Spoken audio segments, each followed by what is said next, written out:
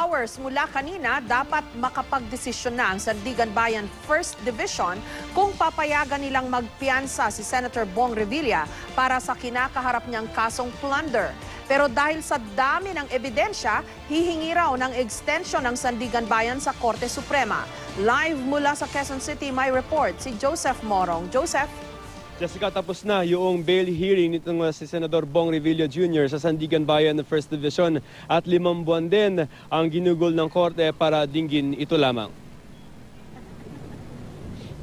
Tapos na ang pagdinig ng petisyon para makapagpiyansa ni suspended Senador Bong Revilla sa Sandigan Bayan 1st Division sa paglalagom o submission ng mga ebidensya ng prosekusyon. Sabi ni Fiscal Geoffrey Toribio, may tinatayang 16 na transaksyon ng Priority Development Assistance Fund o PDAF ang pinasok ni Revilla at kampo ni Janet Lim Napoles sa pagitan ng taong 2007 hanggang 2009. Ang kabuang halaga raw ng mga proyekto, 517 million pesos. Dito, ayon sa prosekusyon, aabot sa 182 million pesos ang nakuhang komisyon ni Revilla sa loob lamang ng 3 taon at nakuha niya ito ng cash. Pero higit na mas malaki pa ang komisyon na umano'y tinanggap ni Revilla base sa ledger ng pangunahing whistleblower na si Ben Hurluy. Mula raw 2006 hanggang 2010, na-record ni Luy ang tinatayang 224 million pesos na kickback umano. Pero sa gitna ng summation ng prosecution, pinutol ito ni Sandigan Bayan 1st Division Chairman Justice Efren de la Cruz. Inutusan ni Justice de la Cruz ang prosecution na dumiretso na sa mga malalakas na ebidensya na hawak nila. Sa bail hearing, kailangan maipakita ng prosecution ng malakas ang ebidensya nila laban kay Senador Bong Revilla Jr. Dahil kung hindi at makita ng Sandigan Bayan na mahina ang ebidensya, ay pwede nilang pagpiyansahin at pansamantalang makalaya ang senador. All of these deposits that were made to the NGOs were traced by AMLC, and there are bank documents annexed to the bank inquiry report. And so the court can look at it. Pagsalag ng depensa, sabi-sabi lamang o hearsay ang ebidensya ng prosekusyon laban kay Revilla, lalo na ang mga testimonya ni Luy. Kaya sabi ni Bodegon, dapat payaga makapagpiyansa ng korte si Revilla. Sa kanila kasi tinanggap nila ng bombo yung mga deklarasyones ng mga whistleblowers. Walang laman yun kasi hearsay evidence yun. Hearsay because sinabi lang sa kanila na Napoles. Mga ibang tao nagsabi sa kanila. 5 buwan ding dininig ang petisyon ni Revilla para makapagpiyansa at base sa administrative order ng Korte Suprema Marso nitong taon lamang, dapat ay makapagdesisyon na ang Korte sa bail proceedings sa loob ng 48 oras pagkatapos ng hearing. Pero ayon kay Justice de la Cruz, hihingi sila ng extension sa Korte Suprema. You think you will be set free? I think so. Yeah. Kaya kukunin natin ito sa dasal. Jessica, bago lamang yung administrative order ng Korte Suprema, March 2014 lamang nila ipinalabas yan.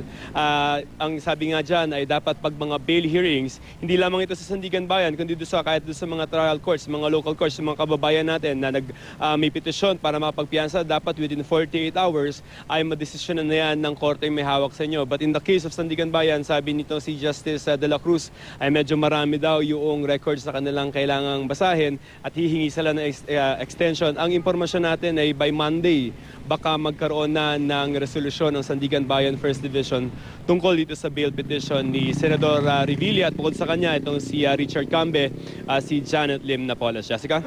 Joseph, bagamat nung unang lumabas itong mga akusasyon against Senator Revilla, mukhang mabigat because of the staggering amounts na sinasabing nakuha niya mula sa PDAF through Janet Lim Napoles o Janet through Napoles. Kaya lang, ngayon tama ba na sinasabi ng kanyang panig ng defense na lahat pala ng mga testimonyang lumabas from the time na nabuksan itong kaso hearsay? Ibig sabihin, sabi lang ni ganyan, sabi lang ni ganon. Yun ba ang nasa korte, Joseph? Well, ang inaasahan muna, on the side of the prosecution, ang sinasabing ebidensya nila is that itong mga testimonya ng mga whistleblower, pangunahin na yan si Ben Hurluy, na nagsabi na kamag-anak niya ito si Janet Lim Napoles at right-hand man pa nga siya. So yung mga operasyon ay minsan ipinauubaya na sa kanya nitong si Napoles. Bukod sa mga testimonial evidence at yung sa mga hawak na ledger nito si Ben Hurluy, yung AMLAC, ang sinasabi ng prosecution ay nagtatali doon sa mga senador kasi may at least dito kay Senador Bong Revilla kasi doon sa panahon na sinasabi ni Ben Hurluy na may mga transaction sila at binibigyan nila ng pera, itong si Senador Revilla ay meron daw corresponding na period na nag-deposit sa iba't ibang bank accounts itong si Senador Revilla at yung kanyang ibang pamilya. Ang sinasabi naman ng depensa, kung pupuntahan natin sila, walang nagtatalik, walang direct evidence na hawak ang prosecution na magsasabi na nakakita kay Senador Bong Revilla na humingi siya at tumanggap siya ng komisyon doon sa mga kickback na sinasabi galing doon sa Priority Development Assistance Fund. Ang ipinunto pa nito si Attorney Bodegon, as far as yung AMLAC document, AMLAC evidence is concerned, ay hindi maliwanag kung anong identity ng perang yon. Okay, fine, nagdeposito itong si Senador Bong Revilla, pero ano ba ang ebidensya ng prosecution para sabihin galing ito sa PDAF aside from nagkataon lang na nung time na sinasabi ni Ben Hur na may transactions doon sa mga PDAF, biglang nagpapasok ito si Senador Revilla. So kanina itong si Justice De La Cruz talagang sabi niya, because this should be a summary proceeding, mabilis dapat, sabi niya nung nasa summation itong prosecution, diretso na. Ano ba yung pinakamalalakas yung ebidensya? Jessica? Okay, kasi ang naalala kong nabasa ko, sinasabi ng kampo ni Revilla na galing daw yon sa talent fees niya, sa movies and television, etc. Well, ang sabi ng ombudsman dyan ay binawas na nila yung figure na sinasabi nila before. I think that's 80 plus million. No? Yaan ay bawas na dyan. Well, yung kung halimbawa meron siyang 100 million na natanggap for a certain year, binawas na nila dyan yung mga sweldo niya, for example, bill sa pag-aartista. Kasi commonly, yung mga talent fee, ay meron naman mga cheque yan eh. So may mga pinanggalingan ng mga kumpanya or mga na source, no. Ang sinasabi ng ombudsman, yung 80 plus million na yan ay hindi maliwanag yung source because ito ay idineposito mismo nitong si Senador Revilla o nung kanyang pamilya at cash ito na inilagak doon sa kanilang mga bangko. And theory of the prosecution is that those were PDAF money, Jessica. Na-establish ba yon sa korte habang dinidinig nga itong bail petition? Kasi magkaiba nga yung sinasabi ng prosecution at ng defense. Paano kaya yan? Na-establish ba kung alin ang tama or yun ang magiging basihan dito sa bail petition kung igagrant man ito ng korte? Joseph?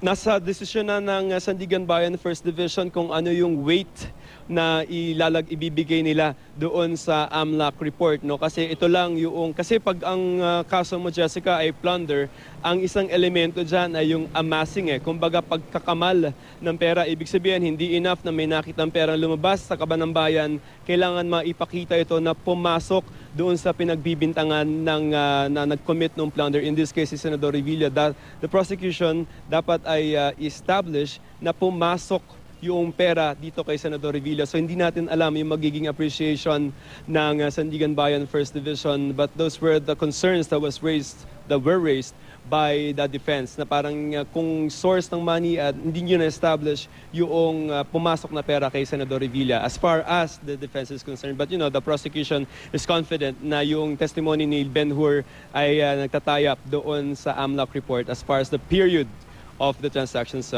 is concerned, Jessica. Clarification lang, why does the Sandigan Bayan need now an approval from the Supreme Court kung sakaling hindi nila kaya within 48 hours na maglabas ng desisyon tungkol dito sa bail petition ni Revilla, Joseph? Jessica, kasi naglabas yung Supreme Court, no? Kasi alam naman natin yung problema ng ating mga court system na masyadong mabagal minsan yung mga proseso. So yung naisip na paraan ng Korte Suprema na baka mapabilis yung ilang mga procedures sa court. Example, itong bail proceedings, sabi nila dapat ito summary. Sa bail proceedings kasi hindi mo naman nilalabas lahat ng bala mo dyan, yung pinakamalalakas lang. So ang sabi ng Supreme Court nung March, sige, tingnan natin kung pwede nating padiliin itong bail petitions. Ang nilabas na lang order ng March, 48 hours after matapos yung hearing ng bail petition dapat maglabas. Covered yan kahit yung ang sabi sa atin ni Presiding Justice Amparo Cabotahitang ay it covers a trial court, but it also covers an appellate court such as the Sandigan Bayan. So because there is an order by the Supreme Court, in deference to the Supreme Court, hihingi itong First Division ng permiso na medyo baka kailangan nila ng extension kasi, well, masyadong marami rin naman talaga yung dokumento na kailangan nilang basahin at i-appreciate before they could rule, Jessica. Maraming salamat sa iyo, Joseph Morong.